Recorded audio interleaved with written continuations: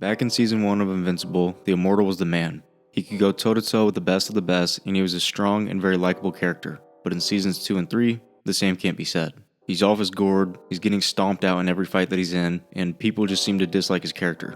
But what happened? What happened? Did balls drop off? How did he fall off so bad? We first see the Immortal in the very first episode of Invincible. He's the leader of the Guardians of the Globe, the most powerful superhero team on Earth. They come in hot, and Immortal is cool, calm, collected, and a good leader. He instructs the team what to do and takes charge of the situation. He's able to duke it out with one of the Mauler twins right here and actually win the exchange. A little after this, he's able to save some of these guards and absolutely bodies one of the twins yet again. He's able to throw all of the guards up into the air for Omniman to swing by and catch them. And as he does this, he continues to just wipe the floor with the Mauler twin, all while watching the guards making sure they all get picked up by Omniman. This is prime time Immortal right here. This is that Conor McGregor versus Eddie Alvarez type of shit going on right here. Immortal's dialed in, he's in a flow state, and this is just peak Immortal. Later on, after this, we see him deal with that knockoff Vulture guy. He tells Immortal he's about to blow the whole city up, and while he's giving his evil monologue, Immortal just grabs him and launches him up into space like it's nothing. When in doubt, throw them into space. It brings a tear to my eye, seeing someone actually stop the bad guy before they give their drawn-out speech. But yeah, another Immortal dub right here. He's on the top of his game. We then get the fight between the Guardians and Omniman. With Red Rush making his expert decision of trying to punch Omniman and getting murked in the process, there wasn't really much for the team to do, but even still, Immortal didn't just get punked. He landed some good juicers to Omniman's lips, and War Woman and him were straight up jumping him. But eventually, Immortal was killed, but there's no shame in that. We know Omniman is one of the strongest Viltrumites, and they held their own for a little bit right there, even putting Omniman into a coma, but and he's not called the Immortal for nothing.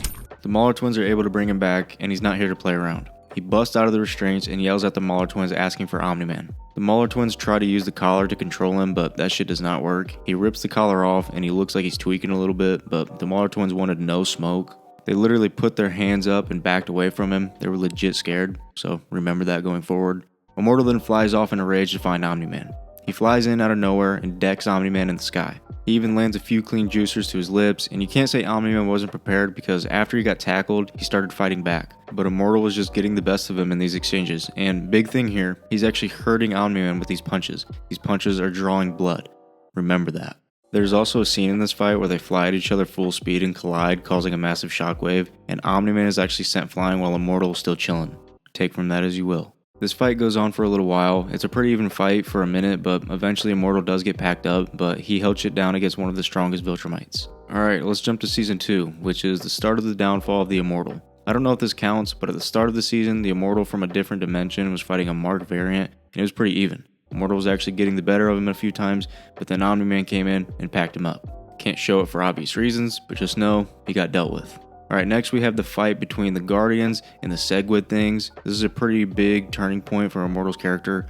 While they're fighting on that spaceship, Rex, Kate, and Ray are tasked to deal with the Lizard League back on Earth. And things did not go as planned. The team got absolutely dog-walked. Rex got the Channing Tatum Hateful Eight treatment, Ray got eaten, and Immortal's girlfriend Duplicate got packed up by the big lizard. Not good.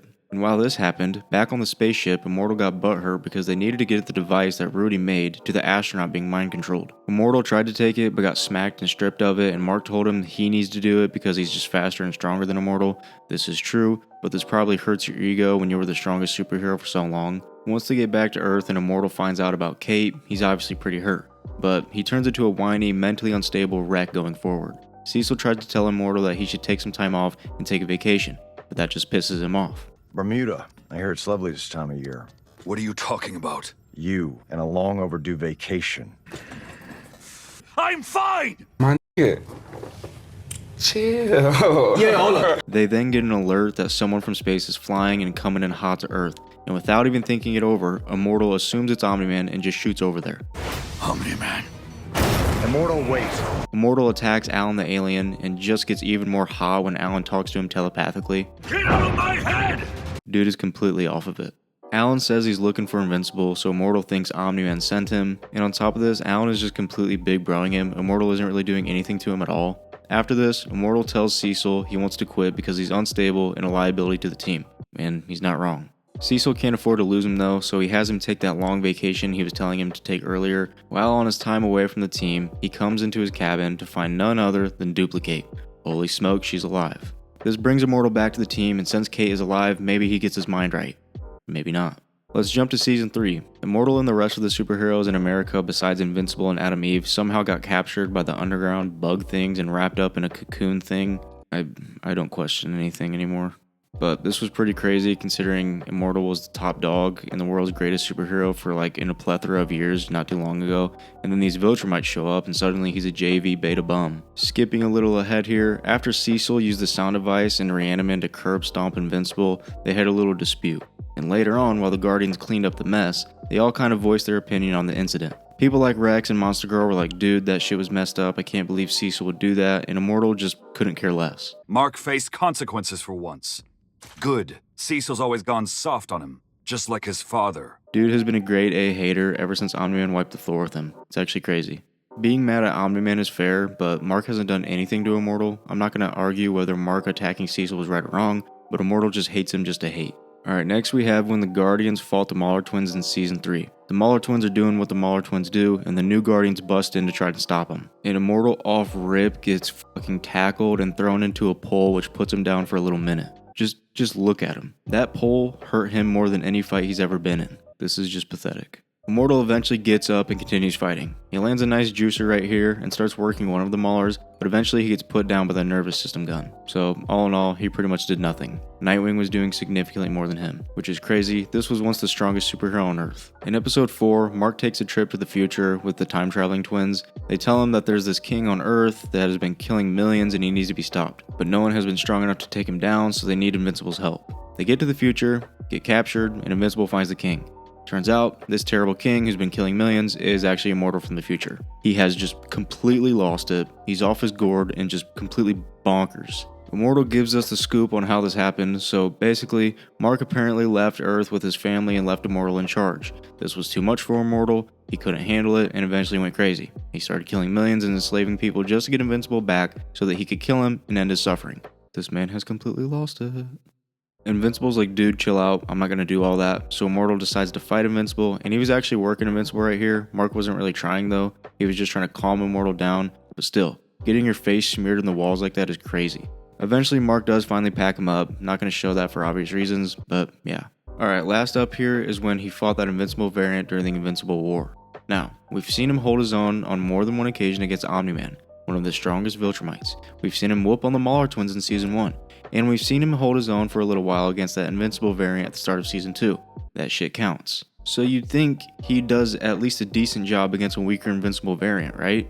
Not really. They fly at each other and he hits him in the lips right here, which sends him flying, but this variant doesn't seem phased whatsoever. Immortal flies in and literally gets tossed with one hand. Like, look at this.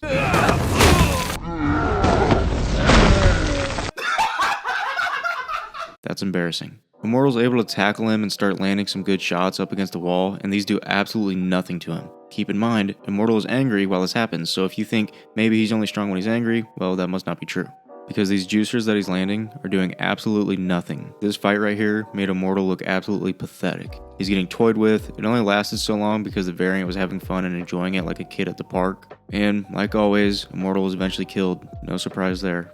So, Immortal went from being able to go toe-to-toe with Omni-Man to being stomped out by some JV level variant. The Immortal fall-off is absolutely ludicrous. I don't know why or how he's gotten so much weaker since Season 1. He's pretty much just a joke character at this point. No one respects him. Anytime he's in a fight, I'm just thinking, wonder how long until he gets packed up. I give him 20 seconds, at best. It's understandable him losing to Omni-Man, but the Mauler Twins and a weaker Invincible variant is wild. Getting your lights put out by hitting a pole is absolutely obscene. But yeah, let me know your thoughts on this in the comments below, and also let me know what videos you guys want to see next. But that's all I have for you guys today, so I'll see you in the next one.